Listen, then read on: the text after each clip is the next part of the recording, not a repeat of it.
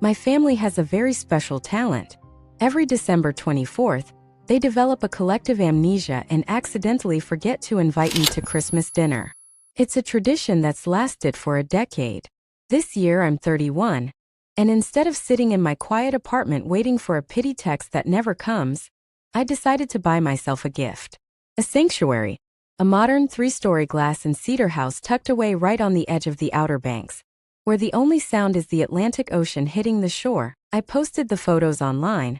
Just a simple shot of me on the balcony with a glass of wine, watching the sunset. I was proud of it. It didn't even take 10 minutes for the fallout. My phone didn't just buzz. It screamed with a notification from my mother, Eleanor. It wasn't "Merry Christmas" or "Congratulations, honey." It was a demand. My younger sister, Vanessa, and her husband had decided that my new beach house was the perfect venue for their holiday party because her own nursery renovations were over budget. Hi, I'm Maya. And if you know my family, you know the name Eleanor. It's a name that carries the weight of old expectations and a suffocating pressure to always put the golden child first. This is the year I finally stopped auditioning for a part in a family that only sees me as a backup plan for their failures. I grew up in a house that felt more like a courtroom where I was always the defendant. My sister Vanessa was 4 years younger, but in our parents' eyes, she was decades ahead. From the moment she could walk, she was the golden child. The one whose finger paintings were framed in the foyer while my academic scholarships were tucked into a kitchen drawer. My mother, Eleanor, kept our home like a museum of Vanessa's life. Every trophy, every mediocre dance recital photo, and every participation ribbon was polished and displayed. Then there was my father, Richard. He worked in corporate law, a man who measured success by the size of a diamond and the prestige of a zip code. To him, I wasn't the second child. I was the insurance policy for when Vanessa messed up. I learned my place early. I remember my graduation day. I had worked 3 jobs to put myself through school. I walked across that stage looking for my parents in the crowd, only to find 2 empty seats.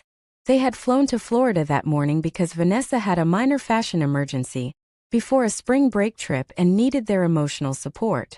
I spent my graduation night at a diner alone. It wasn't just a mistake, it was a message.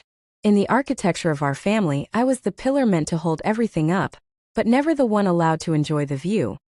The tech agency I'd been pouring my soul into for 7 years was finally acquired by a global conglomerate. 2 weeks later, a number hit my bank account that I had to refresh 4 times just to believe. $280,000. It was my acquisition bonus. My first impulse, that old, desperate, hopeful impulse, was to call Eleanor and Richard. I wanted to finally say, see? My little digital marketing hobby just paid for a legacy. I wanted to hear them say they were wrong. But I hesitated. I remembered the text my father sent last month about Vanessa's new SUV, calling it real success, while asking if I needed help finding a stable receptionist job. And right as I was having that thought, my phone buzzed. It was a message from my mother. It wasn't about the bonus. It was a link to a high-end HVAC contractor. Vanessa's heater broke, the message read. She's so stressed with the new baby coming. We told her you'd cover the $4,500 repair since you don't have a real family to support. Be a team player, sweetie. I just stared at it. They didn't ask. They assigned me a bill. That was the moment the hope finally died and turned into a cold, hard clarity. I didn't click the link. I opened a real estate app and searched for beachfront. It took me years to realize that this wasn't just a series of forgetful mistakes. It was a calculated system. I was reading an article about toxic family dynamics one night, and the term hit me like a physical blow: triangulation. In the architecture of our home, my parents weren't just loving one child more than the other. They were using me as a structural support for Vanessa's ego. The family needs a golden child. That was Vanessa. To project all their dreams of perfection onto. But to maintain that illusion, they also need a scapegoat. That was me. They needed me to be the unstable one, the drifter, the one without a real family, because my perceived failures made Vanessa's basic milestones look like massive victories. If I ever succeeded, it threatened the entire hierarchy. My acquisition bonus wasn't a cause for celebration in their eyes. It was an inconvenience that broke the script they'd written for me. They didn't forget to invite me to Christmas because they were busy. They excluded me because my presence, my independence, forced them to look at the reality they were ignoring. I wasn't just unloved. I was cast in a role to make the golden child shine brighter. And the moment I stopped playing along, the entire house of cards began to wobble on Christmas morning. While the family group chat was filled with photos of Vanessa's living room overflowing with designer bags, I posted my own update. It was a single high-definition shot of the Atlantic sunrise hitting my floor-to-ceiling windows, a glass of vintage champagne resting on the cedar railing. The caption was simple. Finally found a seat at the table. It just happened to be 500 miles away. My phone didn't just buzz. It exploded.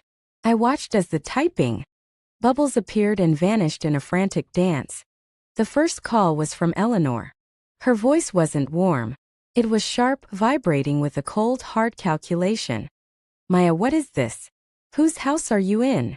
When I told her it was mine, all mine, the silence on the other end was deafening. Then came Richard, his legal tone shifting from dismissive to demanding in a heartbeat. They didn't ask how I was. They asked how I could afford family-level luxury without sharing the wealth. They had already decided that my 3-bedroom sanctuary was the logical solution for Vanessa's childcare needs.